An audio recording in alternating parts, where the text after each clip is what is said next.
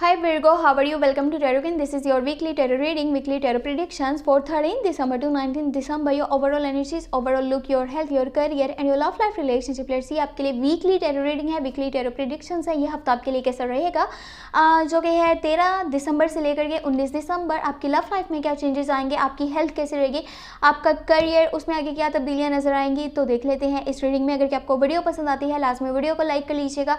अगर कि आप चैनल पर न्यू है, सब्सक्राइब कर लीजिएगा, घंटी को ऑन करके ऑल पे सेलेक्ट कर लीजिएगा. पर्सनली कुछ भी पूछना चाहें, रीडिंग लेना चाहें तो व्हाट्सएप का नंबर आपको वीडियो के डिस्क्रिप्शन बॉक्स में, चैनल के अबाउट सेक्शन में मिल जाएगा.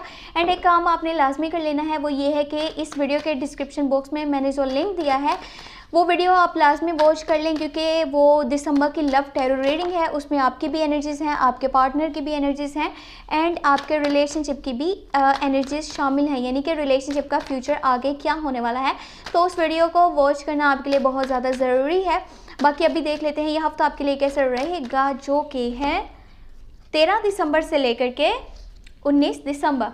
You have 2 of swords, then you have 8 of pentacle, justice का कार्ड आ चुका है, 3 ऑफ सोर्स है, 10 ऑफ कप्स है. लव लाइफ में बहुत खूबसूरत चेंजेस आगे आने वाले हैं. द जजमेंट है आपके पास and you have 4 of cups.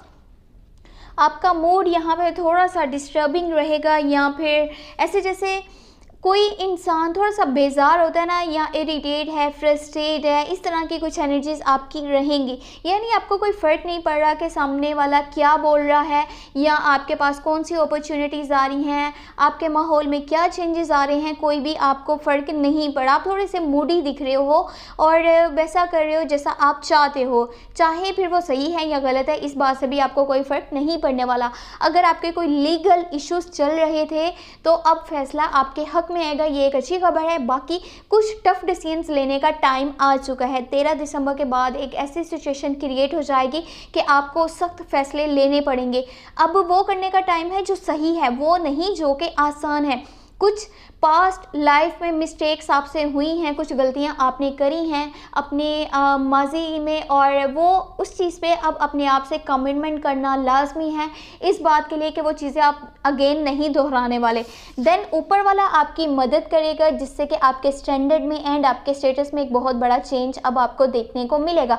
अगर कि आप उन गलतियों के लिए पछता रहे हो और आप खुद से कमिटमेंट कर दो कि मैं अगेन वो चीज़ें नहीं करूँगा, तो ये तब्दीली आएगी. वरना अब आपको उस चीज़ का, यानी कि जैसा आपने करा था ना वैसा ही आपके सामने भी आएगा. तो बेहतर ये है कि जो गलतियां हुई हैं उनसे सबक सीखा जाए और ये बात के लिए अपने आप से कमिटमेंट करी जाए कि अगेन वैसा आप कभी भी नहीं करेंगे.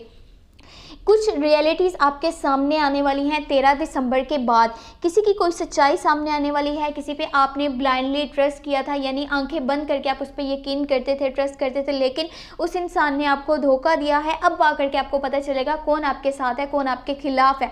आप यहाँ तक कि अगर किसी को छोटी सी बात भी बोलोगे ना 13 दिसंबर के बाद, तो वो चीज़ बहुत बड़ी बनाई जाएगी, उसको रबड़ किया जाएगा. फिर उस सिचुएशन को हैंडल करना आपके लिए मुश्किल हो सकता है. आपका कोई समन स्पेशल, आपका कोई क्लोज वन आपको बहुत ही बुरी तरह से सैड कर सकता है, आपको उदास कर सकता है, परेशान कर सकता है. वहाँ पे आप एक साइड पे हो करके रोने भी लगोगे. आपको लगेगा जैसे मैंने गलत लोगों पे यकीन किया, मैंने किसी के लिए इतना किया, लेकिन बदले में मुझे क्या मिला, मुझे आंसू मिले, मुझे तन्हाई मिली, या फिर मुझे स्ट्रेस मिला.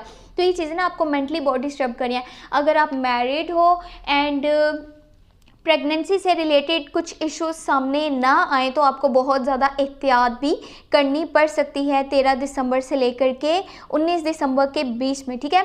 और आप अगर मैरिड हो तो जो आपके पार्टनर हैं उनके साथ बातचीत करते हुए थोड़ा सा सोच समझ के बोलिएगा. आपके वर्ड्स आपको ना उस पर्सन से डी अटैचमेंट की सिचुएशन में डाल सकते हैं, यानी कि जहाँ पे कॉन्टैक्ट बहुत कम होगा, कम्युनिकेशन में कमी आ सकती है, एक दूसरे से दूर हो सकते हो और वो चीज़ काफ़ी दूर तक भी जा सकती है, यानी सेपरेशन जैसा कोई सीन बन सकता है. तो बेहतर यही है कि पहले ही अपने वर्ड्स को बहुत ही ध्यान से सोच समझ के बोला जाए. वेल यहाँ पे 10 ऑफ कप्स है. अगर आप जस्ट रिलेशनशिप में हो ना, कंटिन्यू रिलेशनशिप में हो, तो सामने वाले की साइड से आपको लॉन्ग टर्म की कमिटमेंट एंड शादी का प्रपोजल मिलेगा. अगर वो पर्सन स्कॉर्पियो है, कैंसर है या फिर पाइसिस है. और अगर आप सिंगल हो तो न्यू लव की ऑफर आ सकती है किसी Scorpio, cancer and Pisces person की तरफ से, और ये एक सोलमेट कनेक्शन आगे जा कर के बन सकता है. वेल यहाँ पे 2 ऑफ सोर्ड्स है. कुछ टफ डिसीजंस या फिर कुछ लोगों के साथ आपके ओपिनियंस का मैच ना होना, यानी कि कुछ आपके यहाँ पे ओपिनियंस एंड आपकी बातचीत सामने वाले को समझ नहीं आएगी। आप जिससे भी अपने ओपिनियन शेयर करने की कोशिश कर रहे हो ना, वही शख्स आपके खिलाफ जा सकता है, आपके खिलाफ बातें बोल सकता है। आपके सामने कोई दो रास्ते होंगे, आपको कोई एक चूज़ करना पड़ेगा। अब वक्त आ चुका है चीज़ों को सही तरह से आगे लेकर के जाने का। अगर आपके करियर की बात करी जाए तो पहले से ज़्यादा आपको मेहनत की ज़रूरत है। आपको न्यू स्किल्स सीखने चाहिए एंड आपको अपने काम की क्वालिटी को बेहतर करना चाहिए अगर कि आप यहाँ पे अपनी लाइफ को चेंज करना चाहते हो। अगर आपको रीडिंग पसंद आई है तो लास्ट में वीडियो को लाइक कर लीजिएगा, चैनल पे न्यू है सब्सक्राइब कर लीजिएगा और घंटे को लास्ट में ऑन करके ऑल पे सेलेक्ट कर लीजिएगा। अपना बहुत सारा ख्याल रखिएगा। Thank you so much, take care, bye.